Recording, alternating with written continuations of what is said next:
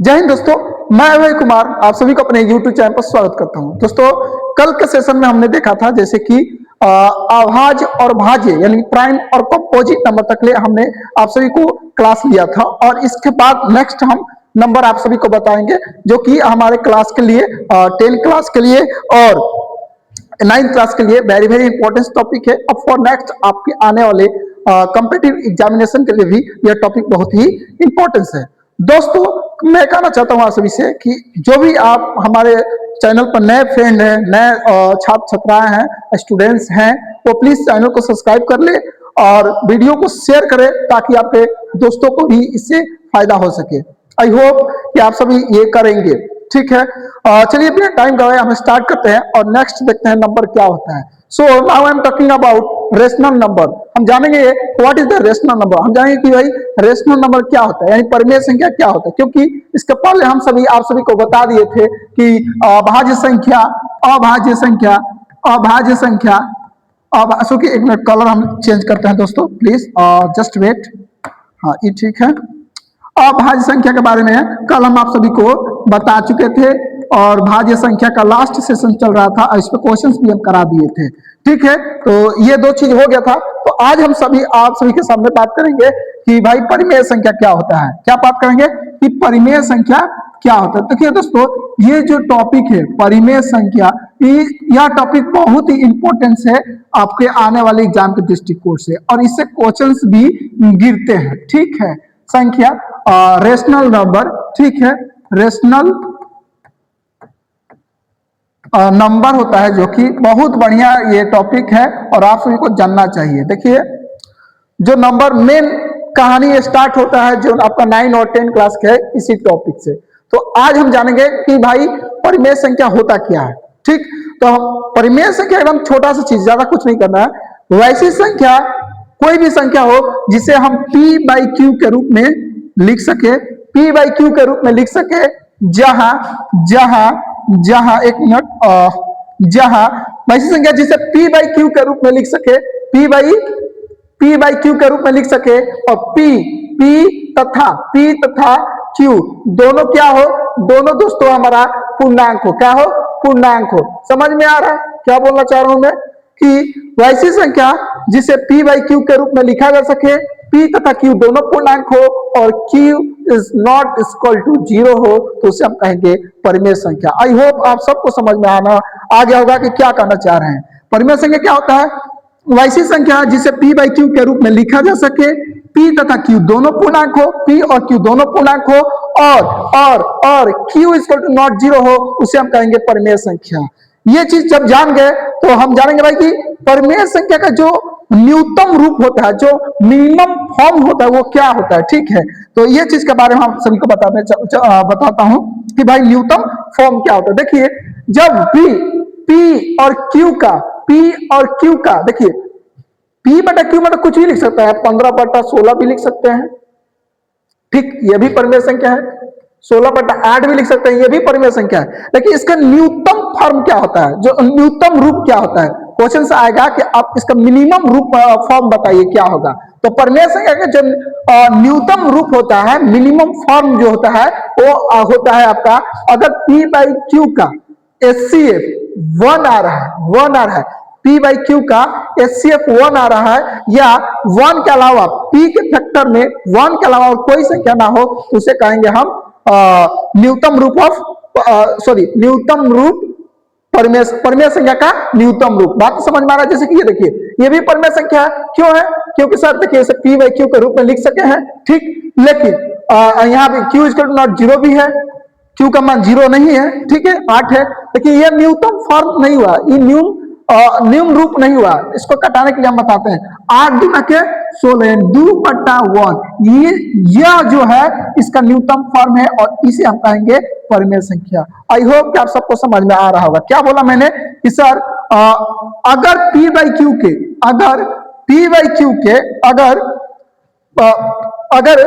p/q का जो HCF होता हो, HCF क्या होना चाहिए? 1 होना चाहिए, तो जाके बोलेंगे कि ये एक्यूरेट परिमेय संख्या है। समझ में आ रहा है? खाली झमकैले से ना होई, जन अंदर बा तौने होई। बात ई की कहे के मतलब इहे बा। खूब बढ़िया नया झर पूरा कपड़ा पहन ले तनी आ कुछ अंदर हलई नहीं खे, ना बोले के ढंग बा ना कुछ, तो भाई तो बढ़िया लागत तरीस, लेकिन जब बोले जाइबे वहां तू खराब हो जाइबे। तो यही सब कहतनी कि भाई ई भी परिमेय संख्या हो, लेकिन जब एक्चुअल एक्यूरेट परिमेय संख्या खोजल जाओ तो ओमे हमारा हई रूल लगाए के पड़ी।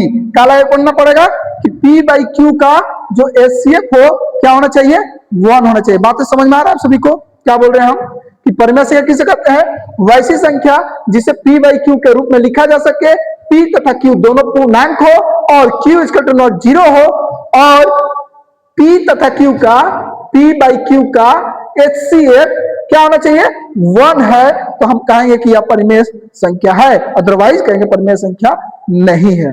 अब हम देखेंगे अपरिमेय संख्या। आप सबको समझ में आ रहा क्या बोलना चाह रहे हैं हम? परिमेय संख्या क्लियर हुआ?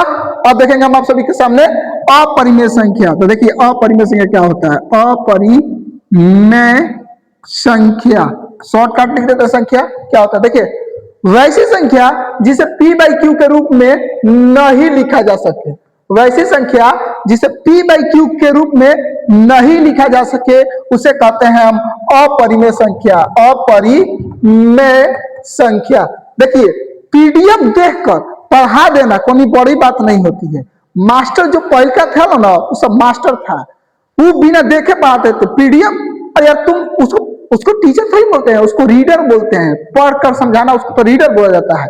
दम है तो बिना पीडीएफ देखे हुए पढ़ाई तब मजा आता है। टीचिंग का मेन रूप यही होता है भाई साहब, ठीक है? तो हम क्या कहना चाह रहे हैं कि हम आप सभी को जो पीडीएफ वाला बात है, पीडीएफ हम दे देंगे, ठीक है?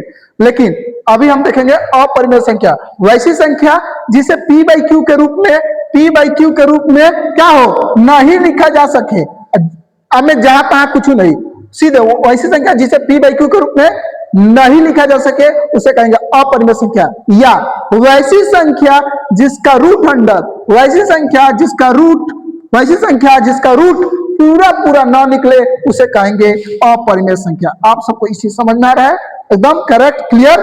चलिए क्यों? देखिए 6 का सब पूरा पूरा रूट नहीं निकलेगा, कुछ डेसिमल ऐसे आएगा, तो इसलिए यह हमारा जो संख्या है क्या होगा, अपरिमेय संख्या है। लेकिन रूट 16 क्या होगा, ये परिमेय संख्या है, क्योंकि 4 में 4 एगो 4 बाहर निकल जाएगा और एक 4 को लिख सकते हैं 4/1 जिसे p बाई क्यू के रूप में आ गया, और ये हमारा हो गया परिमेय संख्या। समझ में आ रहा है? अब एक क्वेश्चन उठता है पूर्णांक संख्या, जैसे हम आप सभी को बताए थे कि सभी धनात्मक संख्या और सभी ऋणात्मक संख्या, सभी धनात्मक संख्या और सभी ऋणात्मक संख्या को कहते हैं पूर्णांक संख्या। बोले थे नाम आप सभी के सामने कि सभी धनात्मक यानी सभी पॉजिटिव नंबर और सभी निगेटिव नंबर और जीरो के संग्रह को क्या कहते हैं, पूर्णांक कहते हैं। बात समझ में आ रहा है? ऐसे पढ़िए, मजा से पढ़िए, पूर्णांक संख्या कहते हैं। तो क्वेश्चन यह उठता है क्या सभी पूर्णांक संख्या, क्या सभी पूर्णांक संख्या, क्या सभी पूर्णांक संख्या परिमेय संख्या हो सकता है? क्या सभी पूर्णांक संख्या, क्या यहां लिखते हैं, छोड़िए यहां लिखते हैं, क्या सभी पूर्णांक संख्या, सभी पूर्णांक संख्या, पूर्णांक संख्या परिमेय संख्या हो सकता है? परिमेय संख्या हो सकता है? तो क्वेश्चन आएगा कि हाँ सर एकदम हो सकता है। क्यों हो सकता है? क्योंकि सर हम +1 को भी 1/1 लिख सकते हैं। 1/1 लिखेंगे, सॉरी यहाँ थोड़ा सा बाय मिस्टेक हुआ, आई एम सो सॉरी। 1/1 जिसे p बाई क्यू के रूप में लिख दिए, इसका एलसीएम भी 1 आ जाएगा, एचसीएफ भी 1 आ जाएगा, ठीक है? और q इसका नॉट 0 भी है, ये हमारा क्या हुआ, परिमेय संख्या हुआ। बात समझ में आ रहा है ना क्या बोलने चाह रहे हैं? तो लिख सकते हैं सर सभी पूर्णांक संख्या परिमेय संख्या हो सकता है, लेकिन परिमेय संख्या पूर्णांक संख्या नहीं हो सकता है। परिमेय, सभी परिमेय संख्या, ऐसे क्वेश्चन ध्यान से, सभी पूर्णांक संख्या परिमेय संख्या हो सकता है, लेकिन सभी परिमेय संख्या पूर्णांक संख्या नहीं हो सकता है। मान लीजिए परिमेय संख्या 3/2 ये परिमेय है, बताइए पूर्णांक है का? नहीं है सर। पूर्णांक के लिए एक डिजिट माइनस प्लस खाली नंबर चलता है, ठीक है? फ्रैक्शन नहीं आता है पूर्णांक में। This is a fraction and परिमेय संख्या रेशनल और फ्रैक्शन है, but this is not integer number. Understand? क्या बोले हम कि सर सभी परिमेय संख्या पूर्णांक संख्या नहीं होता है, लेकिन सभी पूर्णांक संख्या परिमेय संख्या होता है, ऐसे क्वेश्चंस आता है। चलिए इतना समझ में आया। अब नेक्स्ट देखेंगे, नेक्स्ट कहेंगे हम कुछ क्वेश्चन देखेंगे।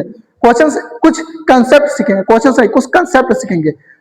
दो परिमेय संख्या का योग, दो